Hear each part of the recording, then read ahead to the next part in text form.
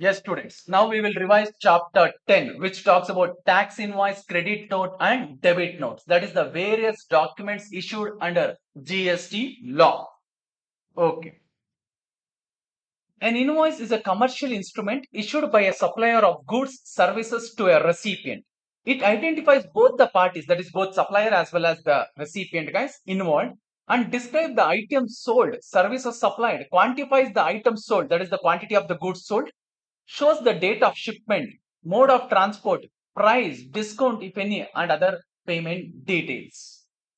A registered person cannot avail the input tax credit unless he is in the possession of tax invoice. Correct? Where is it given, sir? Section 16, subsection 2. Clearly tell. One of the condition is what? Recipient should be in the possession of the invoice. Possession means physical possession, sir. Need not be. Even if it is e-copy enough. Okay. Then what is the list of section covered in this chapter, guys? Section 31, 32, 33, 34. So 31 talks about tax invoice. 32 talks about prohibition of unauthorized collection of tax. Means, sir, for me only 10% is applicable. Can I collect more than that? No. Or else I am not at all registered under GST. Can I go and charge GST to my customers and collect it and keep it in my pocket? No. Next, 33, amount of tax to be indicated in the tax invoice and other documents. Guys, whenever GST is applicable, if supplier is issuing tax invoice to the recipient, the rate and amount of GST has to be disclosed in the invoice. Then credit and debit notes in section 34. Guys, now we will start with section 31, but actually I have already covered it. Correct? Me only. I am talking about me only, not about others. I only covered. Where? While discussing time of supply. Time of supply is attached to the due date to issue invoice. Clear? That is what we are discussing now. The due date to issue invoices. Section 31, subsection 1. Time limit for issuing tax invoice in case of supply of goods. Section 31.1. Supply of goods. Is there a movement? You check first. Movement of goods between supplier and recipient. If yes, invoice has to be issued before or at the time of removal of goods for supply to the recipient. Sir, what if there is no movement, sir? Then invoice has to be issued before or at the time of delivery of goods or making the goods available to the recipient. Okay, so then time limit for issuing supply invoice for supply of service. 31 subsection 2 read with rule.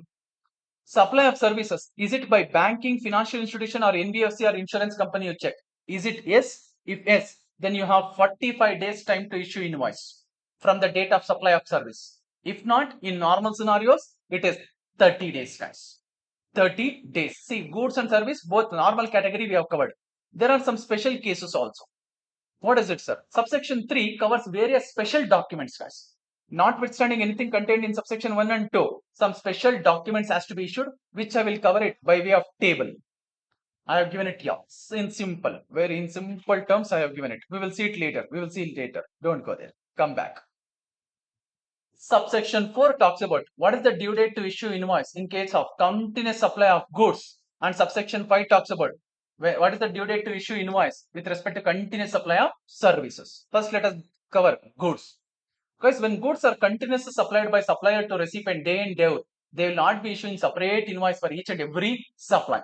So they would have agreed once in 10 days, once in a week, once in a 15 days. I will issue an account for you. As per that, you make the payment. So what is the due date to issue invoices? The date of issuing each statement of account or the payment date, whichever is earlier, guys. If both is given, if any one is given, take that date. Sir, what if both the dates are given? Take whichever is earlier. Okay. Sir, what about services? 31 subsection 5. See, as per the agreement between the supplier and recipient, if there is a due date mentioned in the agreement or contract, then on or before the due date, the invoice has to be issued. Sir, what if there is no due date mentioned? Then actual date of payment. Actual date of payment. Sir, what if the payment is linked to the completion of milestone event? Means recipient has told, hey supplier, if you complete this much work, I will do the payment. Then in that case, for each payment to be received, on or before the date of completion of milestone event, the invoice has to be issued, guys. Okay. Then coming to subsection 6, this number is missing here. It should be subsection 6. Subsection 6, where supply of services ceases before its completion. Section 31, subsection 6. Yellow kaldogidiyallo. 31 subsection 6. Where supply of services ceases before its completion. Now assume, guys, you gave a contract to me. Sir, give accounting services for 1 year, for which we have agreed for some price. But after 3 months, you were very unhappy with my service. You told, sir, thank you. I will look for some better person. Please stop your service. So for 3 months, I have given the service. I have to charge the money. Yes. So for that, what is the due date to issue invoice? The date you cancelled my contract. The date you cancelled my contract. Up to that day, whatever services I have rendered, I have to issue invoice for that tax. In case where the supply of services ceases under a contract before the completion of the supply, the invoice has to be issued at the time when the supply ceases to the extent of supply made before such cessation. Means up to the 3 months, whatever work I have done, for that value we have to issue invoice on or before the date of cessation. Means cessation means cancellation. Next, coming to subsection 7. This is subsection 7. Goods sent on sale or return basis. Where the goods being sent on or taken on approval for sale or return are removed before the supply takes place, the invoice shall be issued when? On or before, at the time of supply. Before or at the time of supply, or 6 months from the date of removal, whichever is earlier. Now see you. Sir, you know how the goods sent on sale or return approval basis works, no? I have sent goods to you. Only I assume I have given 10 months time to you. So within 10 months, you can either accept or reject the goods. Now, when will I tell goods is accepted by you? You have told, because sir, okay sir, thank you sir for sending acceptance. Or else you have done something which will signify to me, yes, you have accepted the goods. What you have done? Assume you have sold that goods to someone else. Or you started using that goods. Does it signify for me or will it give a signal to me you have accepted it? Yes. Clear? Yes, sir. Or within 10 months, you returned back to me. Not a sales. Not a sales at all. Or else, at the end of 10 months also, you are keeping it to yourself. You neither accepted nor rejected, not sent back. What is it? Deemed acceptance. Deemed as acceptance. But in GST law, they are telling, you may give more than 6 months time, but we will not give. Now assume I gave 10 months time. By the end of 6 months, assume you have accepted it. Sale, no problem. So when did you accept it? That is the due date to issue invoice. Next, by the end of 6 months, you have neither accepted nor rejected. It is a supply for me. It is a supply for me as per GST. When? At the end of 6 months. Should I issue invoice for that for you? Yes. Now what if you have rejected it? Still it is a supply for me. Clear? Means indirectly they are trying to tell, don't give more than 6 months. No fool will give. Correct. Because you are doing business, boss. You have invested into your goods. You have invested into your business. Giving 6 months time is not fair. How will you run your show? What will you do with your working capital? How will you manage it? To run your operation, you have to take a loan. Atara bandbidutte parasthiti. Clear? To meet day-to-day expenses, you will start borrowing the money, which is not a good practice actually. Okay. Now coming to e-invoicing. Guys, issuing invoice in e-copy is mandatory for B2B supplies and exports only if your turnover crosses certain limit. What is it? Important because they are asking the question number of times on this, guys. Very simple provision also. All registered person with an aggregate turnover based on PAN in any preceding financial year from 17-18, if it crosses 5 crores. Your turnover from any year, 17-18, from the year in which GST came. In 1 year also, if turnover is more than 5 crore, for you, e-invoicing is applicable. E-invoicing is applicable. E-invoicing means you have to issue the invoice in e-copy, electronic form. Sir, is it always? No. Presently, invoices, credit notes and debit notes when issued by notified person to a registered person, that is B2B, only for B2B supply and for the purpose of exports are covered under e-invoice. Very good strategy paid by the government. Now, sir, why? Because B2B means recipient also is eligible to claim the credit now. So they are trying to make it automated. Clear? So what you do is you will issue the invoice in e-copy. Sir, to issue invoice, should I go and use GST website and all? No, you use your own software to issue invoice, but report it. Report it on IRP. That is the GST portal. Okay, sir. So when it is reported, automatically the data or transaction would be captured. Now recipient also cannot claim dummy credit. Cannot claim dummy credit. I also cannot issue fake bills. Clear? Yes, sir.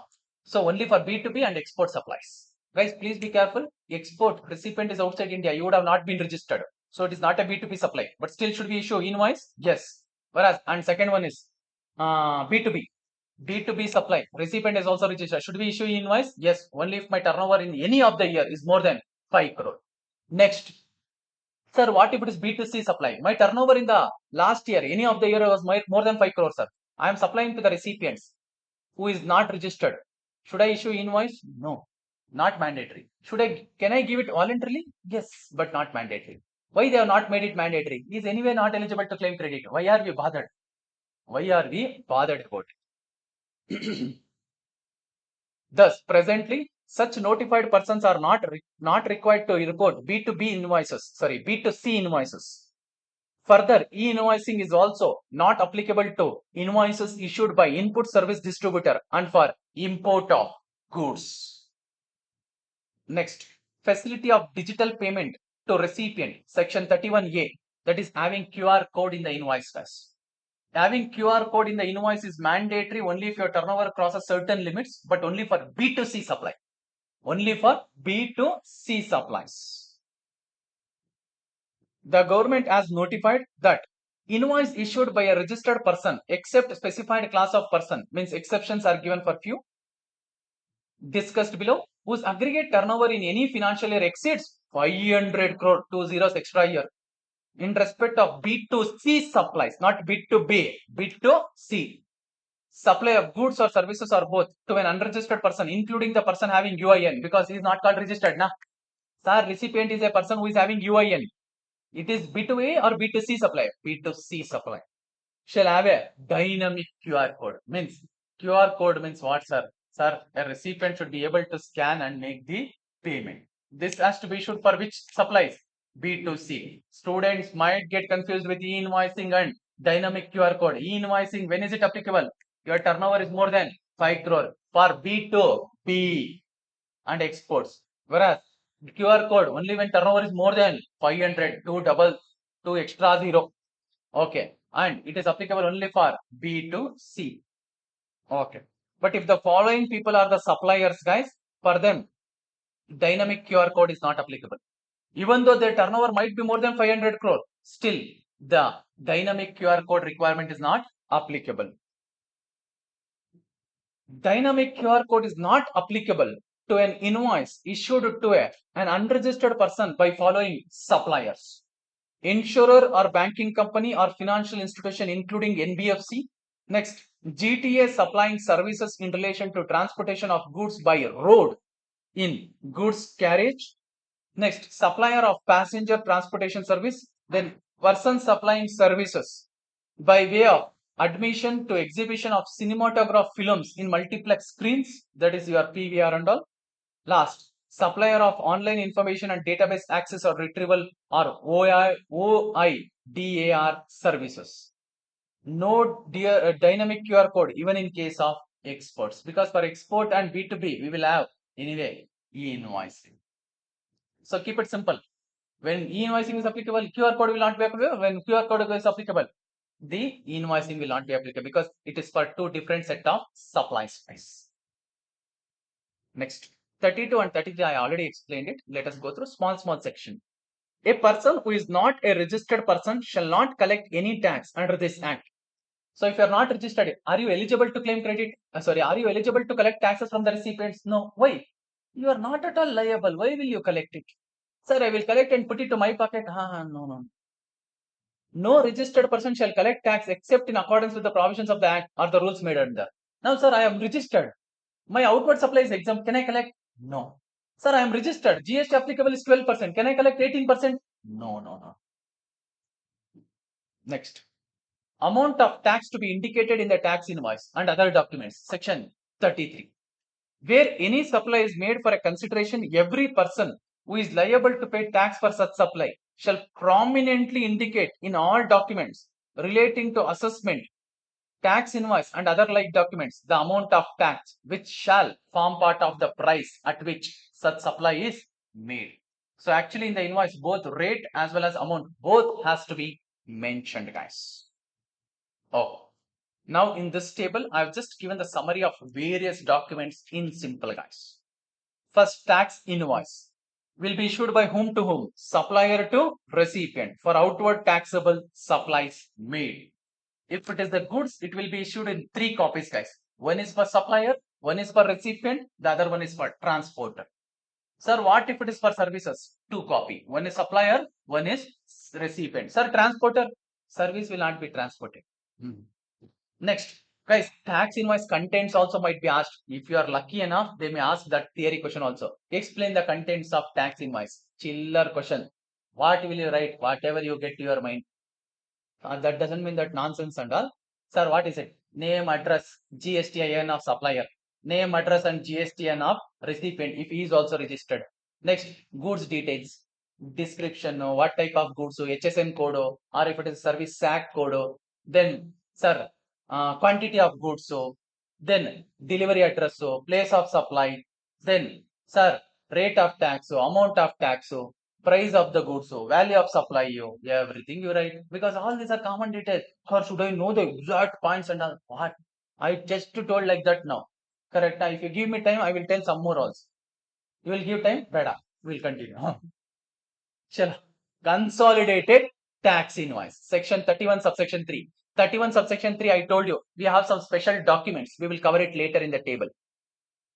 Now, who will issue it? Registered person. When? Only when the value of supply is less than 200, recipient is unregistered and is not asking for separate tax invoice. Sir, at the end of each day, can I issue separate consolidated tax invoice for all the supplies made during the day? Yes. Assume in a day you are purchasing from me goods for 100 rupees, 20 rupees, 80 rupees, 90 rupees. Number of times you have purchased, you are unregistered and you are not demanding separate tax invoice. Now, for whatever supplies I have made in this single day, can I issue one consolidated tax invoice at the end of the day? Yes. Next, revised tax invoice connected with section 25 and rule 10. Guys, come on. Rule 10 tells what? Effective date of registration. If you have applied for registration within 30 days from the date you are liable, what is the effective date of registration? The date you were liable. The date you were liable. Correct? Now. So, sir, I have applied for within 30 days as per section 25. So, effective date of registration as per rule 10 is what? The date on which I was liable. But I will get my GST only on this data. Correct? Yes. So, what about supplies I would have made between these dates, sir? The supplies which I would have made between this date, you would have not issued tax invoice. You would have issued some other documents. Some other normal document. Correct? Now, you have to keep the list of all these customers for whom you have supplied. Why? Once you get your registration, you have to go back for whatever supplies you have made from 1st January to 20th January. You have to issue revised tax invoice. Within what time, sir? We will see. Revised tax invoice is issued for the below period. What is the below period? Effective date of registration till grant of registration. Within 1 month from the date of grant of registration. So, within 1 month from here, within 1 month from 20th Jan, you have to issue what? Revised tax invoice. For what? Whatever supplies you have made during 1st January to 20th January or 19th January. Is that clear? Because, guys, on this supplies, am I liable to pay tax? Yes. But till 20th January, I didn't know GSTIN itself. I would have issued some document, but I would have not mentioned my GSTIN and all. Agree? Yes, sir. Only on this day I got my GSTIN. But you told I am registered from 1st January. That means I am liable from 1st January. Yes. Now, what about supplies I have made from 1st January to 20th January? Collect taxes and remit it to the government. If not, pay out of your pocket. Clear? So, you have only 2 options. Wait till you get registration certificate. Don't supply anything. Once you get, you start supplying. No, sir, urgent. I want to supply. Customers are waiting. If I don't supply, I will lose the customers. Then supply. Make sure you will make a list of them. Okay, when you are applying itself, you should know, oh, my registration is effective from this day, and accordingly, how to maintain the data from day one. Day one, and it is better always to convey to the customer also, sir, I have applied. Once it comes, I will come to you. Please give extra GST anta.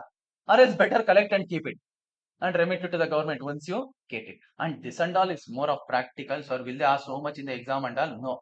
ಇಷ್ಟು ಓದ್ಕೊಳ್ಳಿ ಸಾಕು. Sir ಎಷ್ಟು ಬೇಕೋ ಅಷ್ಟು ಮಾಡಿ ಸಾಕು. ನೀವು ಸುಮ್ಮನೆ ಏನೇನೋ ಮಾಡೋದು ನಮಗೆ ಇಷ್ಟು ಹೇಳು. ಚಲೋ. Next bill of supply. Section 31 subsection 3 issued by whom? Registered person making what? Exempt outward supply. He cannot issue tax invoice. Why?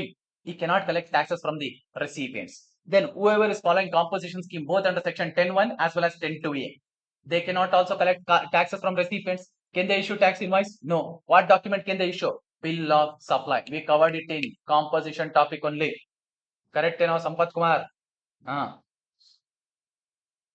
Payment voucher, section 31 subsection 3, issued by the registered person, that is the recipient paying tax under RCM.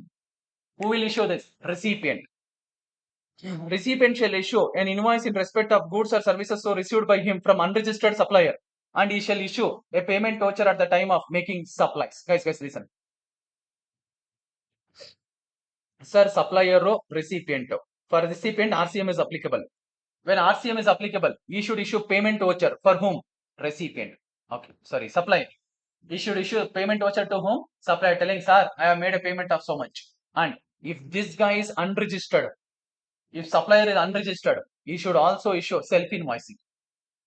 He should issue invoice for himself. Idyatara, sir. That is how it is there. Okay. If supplier is unregistered, he will not issue any document. So what should recipient do? Once he pay the tax, he has to issue invoicing for himself. Self-invoicing we call it as. Just as a proof. Okay. Next, receipt voucher. Guys, if I have received any advance for the supply which I have agreed to make in future, I have received an advance. I have to give one receipt for you. What is it? Receipt voucher. Yes, I have received an advance of 3 lakh from you. Okay, sir. Then if I supply, when I supply, should I issue invoice? Yes. Sir, no, sir, I didn't supply. For example, I received an advance from you for 5 lakh. I issued a receipt voucher to you. I didn't supply anything. You are asking me the money back. I am giving it back. So should I give refund voucher now? Yes, I will give you a refund voucher. When I received a receipt voucher, if I refund may not always be there, but if I am refunding it without any supply, without any invoice, then I have to issue refund voucher to you. Next, delivery challan. Guys, when goods are moved from one place to another place without supply, sir, it is not supplied, but movement is there. It is not supplied, but movement is there. For example, sir, I have transferred the goods from one branch to another branch, which is not separately registered. Or else, I have sent the goods for job work. Once the job worker completes the work, he will send the goods back to me. Is it a supply? No. I have sent for some work. He will do the work and give it back to me. So, as it is not a supply, what we have to do? When goods are moving from one place to another place, it has to move along with delivery challan. Issued by supplier of goods. Supply of liquid gas where the quantity at the time of removal from the place of business of the supplier is not known. Or transportation of goods for job work. Or transportation of goods for reasons other than by way of supply. And even guys, liquid gas and all. Sir, when I removed from my place, we don't know the exact quantity, sir. We will know the quantity only when it is delivered to the recipient. So until it is delivered, we don't know the quantity. In that case, can I move the goods along with delivery challan? Yes. Next, e-way bill. We have a separate chapter for it, but I have just given one small information here. Issued by registered person who causes the movement of goods through transporter. Who will generate it, guys? Either supplier or recipient. If not both, transporter. Middleman. Okay. When should it be generated? For movement of goods, if consignment value is more than 50,000, including GST. Whether for supply or otherwise. Just some. Next year also, guys. Sir, when at the time of removal of liquid, we didn't know the quantity. Only when it is delivered, it is known. So once it is delivered, should I issue invoice? Yes. Actual supply happens means we have to issue the invoice. Okay. Credit note and debit note. Guys, let us try to connect it to accounts and learn. Okay, because sir, when credit note, when debit note, you will get confused. Let me try to explain it with accounts. You guys are expert in accounts is what I heard. Is it true? Chinmaye? Ilva. Hey, chartered accountancy ಮಾಡ್ತಾ ಇದ್ದೀರಾ ಇಲ್ಲ ಅಂತೀರಲ್ರಿ ನಿಖಿಲ್ ಹರಿಯು ತಲೆ ಬಗ್ಗಿಸ್ಬೇಡ್ಕೊಳ್ಳೋ ಕುತ್ಕೊಳ್ಳೋ straight ಆಗಿ ಕುತ್ಕೊಳ್ಳೋ ಹಿಂಗ್ ಕುತ್ಕೊಳ್ಳೋ straight ಹೋಗೋ ಯಾಕೋ ಎಷ್ಟೋ ವಯಸ್ಸು ನಿಂಗೆ ಚಲೋ Now let us connect to accounts. Guys, assume I have already sold a goods for you on credit basis. I have sold a goods for you. Sale value is 10 lakh. Sale value is rupees 10 lakh. Credit sales. What is the entry I will pass? What is the entry I will pass? Come on. Debtors to or customer. Let me use the word customer or recipient. Anything. Okay. Usually, actually, we should use the name. Here, number of people are there. One name use So, debtor, customer or recipient to sales. 10 lakh, 10 lakh. Correct? Yes, sir. Now, we have already passed the entry. Now, you guys are asset for me until you pay me. I will show it in the balance sheet. The day you pay me, entry would be bank to debtors. You will go out, bank balance will increase. One asset went out, another asset came in. Correct? Yes, sir. I have already given a debit for you in my books, 10 lakh. Now, assume there is a sales returns. You are happy. Hey, sir, what is this? 2 lakh worth of goods. Take it, Anta. You throw it on my face. Not good, Anta. Sales returns. Or else, actually what is delivered to you is only 8 lakh worth of goods. By mistake, I have recorded 10 lakh. So I have to reverse 2 lakh. Correct, Endro? Yes. So for some reason, or else by mistake in invoice, I have recorded 10 instead of 8. Some mistake. Or in transaction, I have recorded wrong. So 2 lakh, I have to reverse. What is the entry? If it is a sales returns, sales returns. Or, sir, no, sir, sales only was wrongly recorded. So I will debit sales. To what? To what? To debtors or customer or recipient. Correct? Correct? What did I do in my books for your account? What did I do? 2 lakh credit. Why? Because you are not liable to pay me 10 lakh today. You are liable to pay only 8 lakh. I wrongly debited 10 lakh. So I gave a credit of 2 lakh. Correct? Sir, instead of that, you would have simply gone and scratched 10 and written 8. ಆಗಲ್ಲ ಅದೆಲ್ಲ ಆಗಲ್ಲ ಅದು ನೀವು ಮಾಡ್ತೀರಾ ನಿಮ್ಮ ಪೇಪರಲ್ಲಿ answer sheet ಅದೇ ಆಗಲ್ಲ so no sir, we cannot scratch it, so I passed one entry to give a effect to it. Fine sir. So what is the net credit now? 8 lakh. Yeah, sorry, net debit 8 lakh. Now what did I, sir, I have already issued an invoice for 10 lakh. Now I am cancelling out 2 lakh. Can I ask, I bring the invoice, I will scratch and give it? No. Guys, listen. For this 2 lakh, what I gave credit to you in my books, what should I issue? Credit note. I gave credit in my books to your account. What document should I issue?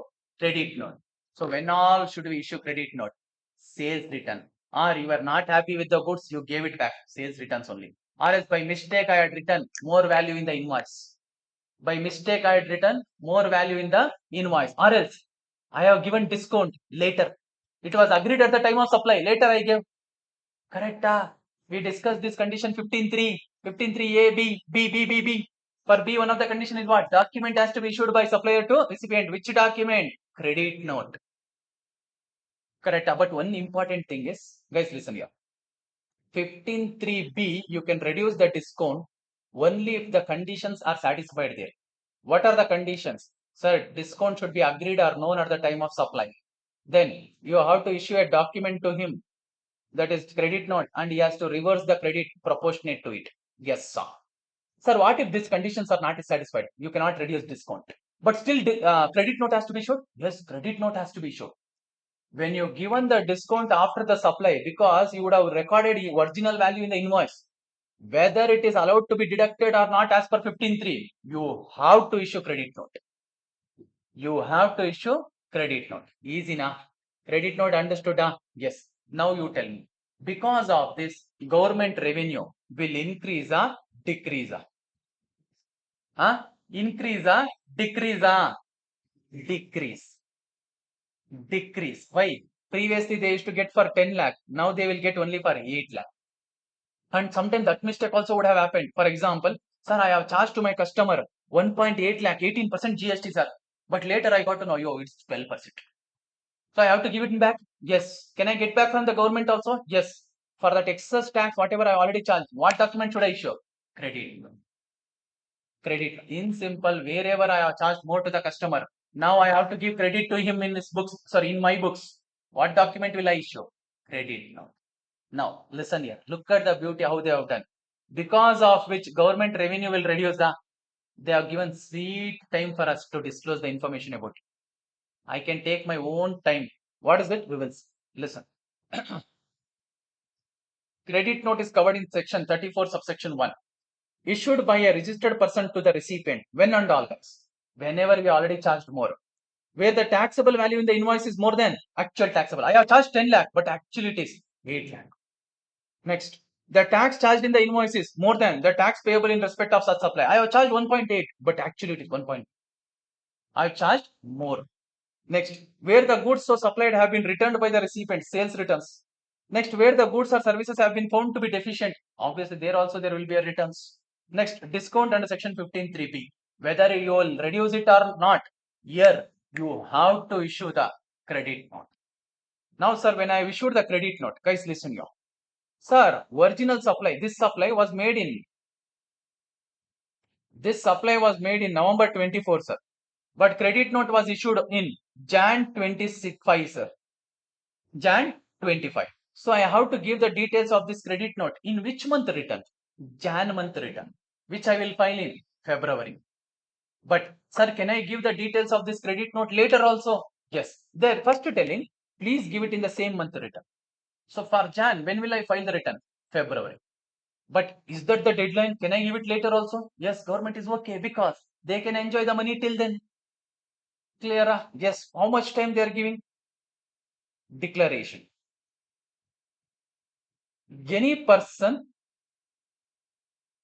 any registered person who has issued a credit note must declare the details of such credit note in the return for the month during which such credit note was issued, but not later than. Means give the details of credit note in the same month return, but not later than 30th November of the following financial year or date of furnishing the relevant annual return, whichever is earlier.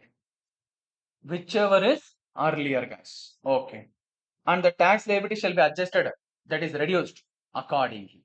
So now credit note is issued for which month? Jan. So which financial year, guys, it is? 24-25, correct? Huh? 24-25. Till when I have a time to to give the details of credit note? 30th November of next financial year or actual date of filing annual return for 24-25. Assume actual date of filing annual return for 24-25 is 10th December I have filed. 10th December. Whichever is earlier, guys. 10th December 25. Sorry. Correct. 10th December 25. So until when I can give the details? On or before 10th December. Can I give it in 10th December return? In December month return? No. Oh, whichever is earlier, just if anything, let me know. So 30th November 25, whichever is earlier is 30th November. Okay. So I have to give the details of this credit note on or before 30th November. Can I give it in November month return? No, not possible. The time would have been already over. Any return which you will file on or before 30th November. So your government is also giving extra time. Why is it, sir? Because they will lose their revenue to some extent. They will lose their revenue to some extent. Okay. Credit note done now? Yes. Next, debit note. Guys, assume I have sold the goods to you. Same example, let us take. I have passed the entry. Debtors, customers or recipient account debit 10 lakh to sales account 10 lakh. I have already recorded. And I have also collected, assume 1.8 lakh GST. Later I got to know, I was supposed to charge one more extra lakh. 11 lakh. 11 lakh. What is the entry I will pass? Same entry I will repeat. What is it? Debtor, customer, recipient to sales. Account debit. 1 lakh. 1 lakh. 1 lakh. 1 lakh. Yes, sir. Next, sir, assume. I was actually supposed to collect 2 lakhs tax, but I have collected only 1.8 lakh. Remaining 20,000, can I issue? Yes. What? Debit. Will we pass the entry? Yes. Now, sir, why debit? You told debit now. Why is it? Guys, for this additional entry, we are debiting customer account in my books. Customer account in my books. So what should I do? I should issue debit note. Debit note. Now assume, guys, originally the supply took place in December 24. But I issued debit note in February 25. Debit note details I have to give in which month return? February only. Which month? February. In which month did I issue debit note? February. So in February month return, which I will file in March, I have to give the details of debit note. Sir, any extra time? No, no. Government is not ready to wait because they will get more revenue from this. They will get more revenue from it. So they're telling, please file it in the same month. In which month you have issued the debit note? Include it in that month return only. Include it in that month return. So I should include the details of debit note in February month return, which I will file in March, guys.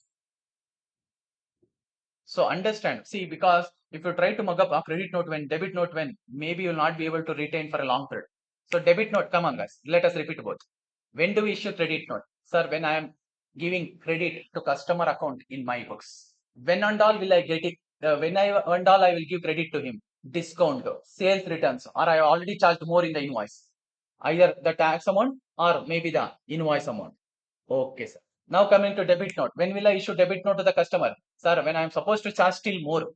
Previously I had charged less. Invoice amount was less. I should charge more. So what document will I issue? Debit. Issued by a registered person to the recipient. Where the taxable value in the invoice is less. The taxable value of the supply. Means I have charged less in the invoice. Next. The tax charged in the invoice is less than the tax payable in the respect of such supply. Here sales returns and all will not come out. Please be careful. Sir, the details of debit note, when should I give it, sir? Same month.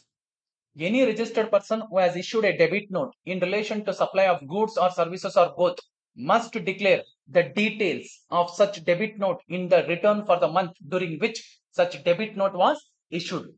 And accordingly, the tax will be adjusted upwards, guys. Accordingly, the tax liability will increase. You have to make it good. In which month, sir? In whichever month you have issued the debit note. For that month, your tax liability has increased. Please pay it within 20th of next month. Next, invoice cum bill of supply, Rule 46A. Where a registered person is supplying taxable as well as exempt goods or services or both to an unregistered person, that is the recipient is unregistered, a single invoice cum bill of supply, one single, instead of issuing two separate documents, one document you can issue, may be issued for such supplies. But please be careful, it is only for B2C supplies, guys. All four sections we have covered, guys. Section 31, 32, 33, 34. We are done with this chapter.